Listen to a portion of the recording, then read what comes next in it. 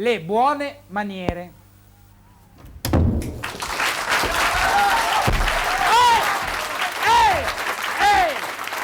Grazie, brutti falsi. Grazie. Parliamo questa volta, per la serie Buone Maniere, parleremo, pensate un po', delle buone maniere. Le buone maniere, ecco, è una parola dove è un mondo, sono un mondo le buone maniere. Innanzitutto il vero gentleman e la vera... il vero gentleman e la vera gentwoman non ne raccontano. Guardate che sono sui libri di Galateo. Io leggo migliaia di libri per dirvi queste cose che vi sembrano delle stupidaggini. Leggo migliaia di libri. Cosa ci avete? Borotalco, roba da fare. Per renderlo vecchio il borotalco, al massimo. Dicevo, migliaia di libri. L'uomo regolare, la donna regolare, educati tutti e due, non devono mai raccontare barzellette in pubblico. Possono raccontarseli da sole.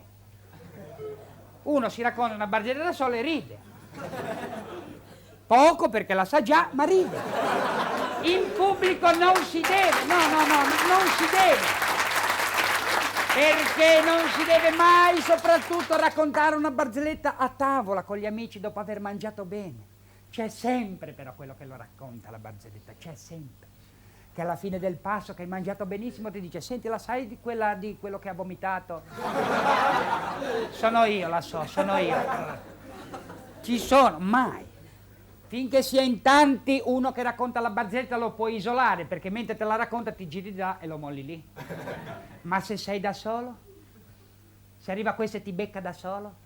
E ti riduce come l'Ivan Cliff nella mummia? Cosa fai? Allora ci sono quelli che raccontano le barzellette, la categoria più disgraziata, più disonesta del mondo. Sono i barbieri da uomo!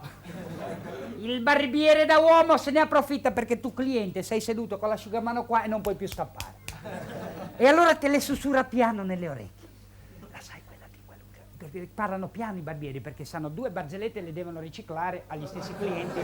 E parlano sempre piano, anche nella vita privata parla piano il barbiere. A Milano c'è stata una rapina a un barbiere, lui è uscito, aiuto. Non se ne è accorto nessuno. Poi ci sono quelli, i più maleducati, che sono quelli che non le sanno raccontare, le barzellette insistono, arrivano e ti fanno: so una barzelletta, ora io non le so raccontare, e allora non raccontarmela, cosa vuoi? No, aspetta, dunque, c'è Pierino, la sai? 3.000 su Pierino, come fai a saperle? Poi arrivano e cambiano, non so, si dimenticano il finale. Sono quelli più pazzeschi, che arrivano e ti fanno: dunque c'è Pierino che dice: dunque, signora maestra, il compito... E ti fanno: aspetta, com'era il finale? Aspetta, e tu sei lì, aspetta, il Pierino, e tu o aspetti sulla fiducia, così, o ridi sulla fiducia, o gli spacchi la faccia subito. Cosa devi fare? Arrivano poi, ci sono quelli che fanno... Ancora sono sintomi di maleducazione, non bisogna raccontarle così le barzellette, mai. Poi ci sono quelli che iniziano dal finale. Cioè ti dicono al finale, arrivano, senti, e ti dicono una barzelletta: la quaglia. Sì, la quaglia, e ridono.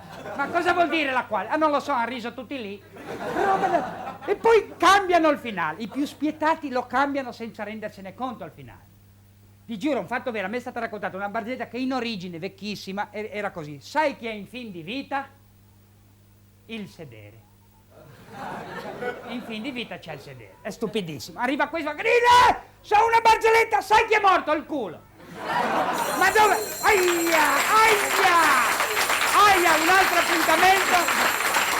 Grazie, estraiamo, mi raccomando, studiate e ripassate a casa quello che vi dico. Estraiamo la massima dalla bocca di Ugo, la bocca della verità. La massima di questa settimana è: l'abito non fa il monaco, ma fa il commercialista. Marta Marzotto. Grazie, arrivederci. Ciao a tutti.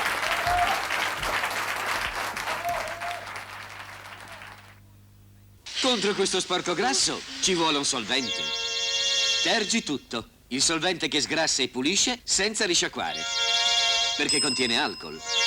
Tergi tutto, il solvente che sgrassa e pulisce senza risciacquare. Tergi tutto.